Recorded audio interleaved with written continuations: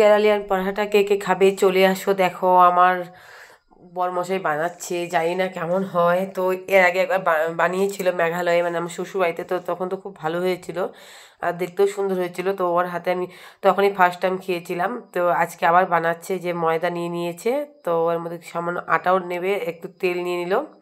আমি জাস্ট দাঁড়িয়ে দাঁড়িয়ে দেখছি আর একটু ভিডিও করছি। আমার তো আর কোনো কাজ নেই, কারণ আমি আটা দিয়ে কোনো কিছুই বানাতে পারি না। খুব মানে মানে পারি না বলতে কি, একদমই পারি না আটার কোনো জিনিস। এমনি তো সব কিছুই রান্নাবান্না করতে পারি, জানি না কোনো আলসি লাগে আমার। পারবো না যে তা না, পারবো ঠিকই। তো এরপরে দেখো তেলটা মেখে নিয়ে এর মধ্যে একটা ডিম ফাটিয়ে দিচ্ছে। দেখো, দেখতেই পারছো। এখন জানি না এটা দিয়ে কী করবে। ও ডিমের আবার কি দিল, সাদা অংশটা দিল আর কি, হলুদ অংশটা দেয়নি, ওটা রেখে দিল। এটা দিয়েও ভালো মতো মাখিয়ে নিচ্ছে।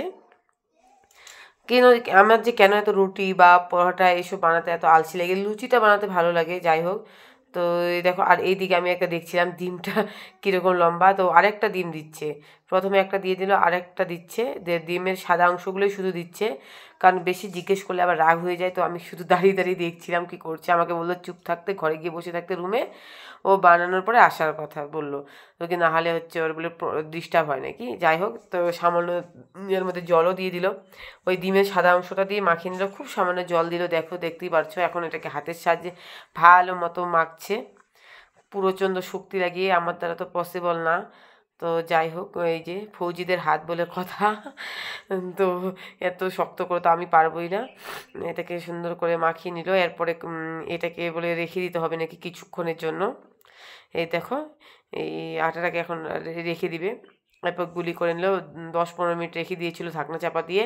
এরপর 10-15 মিনিট পর এই যে এটাকে এখন বানাচ্ছে। বানানোর সময় তো আরেক মজার জিনিস, এটা আমি এর আগে দেখেছিলাম। এটাকে বানাবে, তারপর কাটবে, আবার কি কি করবে। যাই হোক, দেখো বানানোর পর আবার কেটে দিচ্ছে।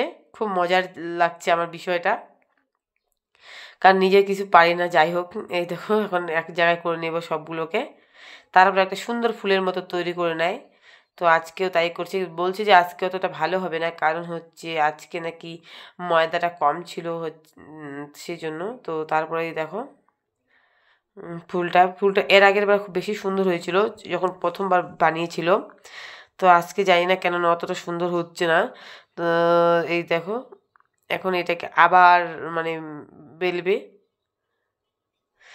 এই যে দেখো বেলে নিচ্ছে আবার সুন্দর করে। তো এরপর এটাকে সেঁকতে হবে, কিন্তু আজকেরটা একদমই হচ্ছে না। তাই যাই হোক, কেন জানি না, বলছে যে নাকি আমি এখানে দাঁড়িয়ে দাঁড়িয়ে বকবক করছি সেই জন্য। কিন্তু ফার্স্ট টাইম যখন আমার শ্বশুরবাড়িতে সবাইকে বানিয়ে খাইয়েছিল, খুব সুন্দর হয়েছিল, একদম যেমনটা আমরা মানে হোটেল রেস্টুরেন্টে খেয়ে থাকি ঠিক তেমনটাই। তো যাই হোক, বললো আজকে এমনই।